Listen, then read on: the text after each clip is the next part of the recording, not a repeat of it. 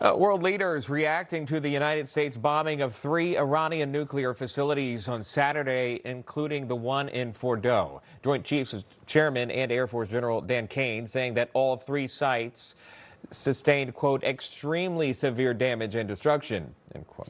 He then added this, that the full extent of the damage to all 3 sites, that would take some time to assess. Israeli Prime Minister Benjamin Netanyahu praised President Trump for his show of strength as the U.S. has now taken a significant step forward in directly assisting the Israelis in their conflict with Iran. However, United Nations Chief Antonio Guterres warned of a potential dangerous escalation in an already volatile region, posing a serious threat to global security. And for that, we'll bring in Amir Fkhravar, the Senate chairman with the National Iranian Congress and author of The Spirit of the Constitutional Law, joining us. And Gabriel Nerona is the president of Polaris National Security and a former State Department special advisor on Iran. Good to see both of you here, and thanks for coming on. Gabriel, I'd like to start with you. Just your initial reaction of hearing about these strikes that were launched and essentially the success of the strikes, at least that they've seen so far. It will take time to assess the complete damage and the outcome by these 3 strikes, but ultimately right now confidence remains high. Gabriel, your thoughts on this swift action, by the way, in secret, that was taken by this administration? You know, I think this was a great strike. I think it was a limited but very strategic strike. And what it's accomplished is ensuring that Iran does not have the ability to enrich uranium anymore. They have 60% uranium, but they can't enrich it up to 90% anymore at any of these sites. These are their crown jewels of the Iranian nuclear apparatus that they've had for 15 plus years now, completely taken off the map. And so there's obviously certain threats that still remain in Iran. There's the stockpile of enriched uranium, which they claim to have taken out of these sites, which we'll need to track down and destroy.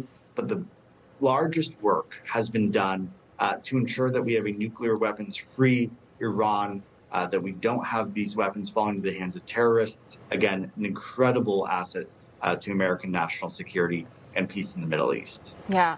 With respect to the threats that you mentioned, Iran has already struck back in some fashion, even if it isn't by military means just yet. Iran is vowing that they will block the Strait of Hormuz, which could potentially cripple oil shipments.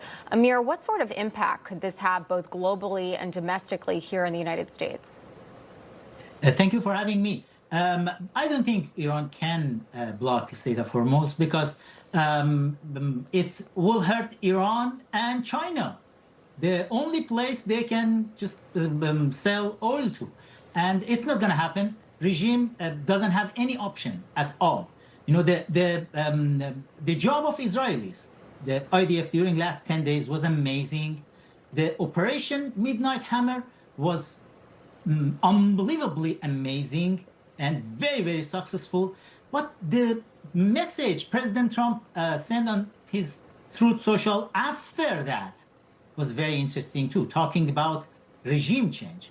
It's kind of forbidden word to talk about regime change, nation building, specifically after the bad experience of Iraq and Afghanistan. But these words are not the bad words. And President Trump says, why not? Let's talk about make Iran great again, which is right now the trend on Iranian social media and I'm sure American social media.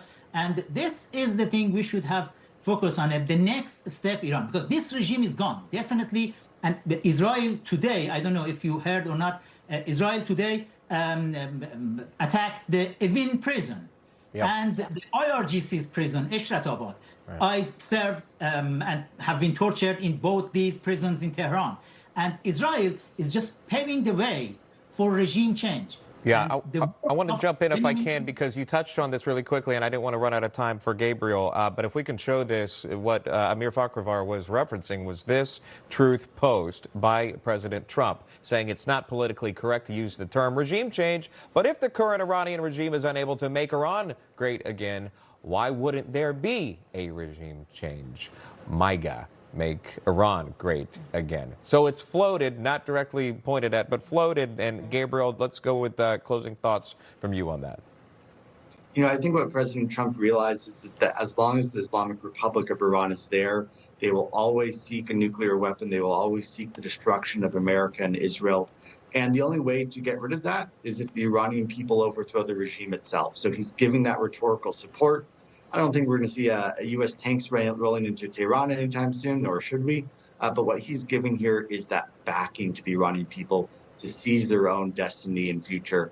And I wish the Iranian people the best of luck in that endeavor as well. All right, we'll leave it there. Amir, Gabriel, thank you both. Good to talk to you. Appreciate the time.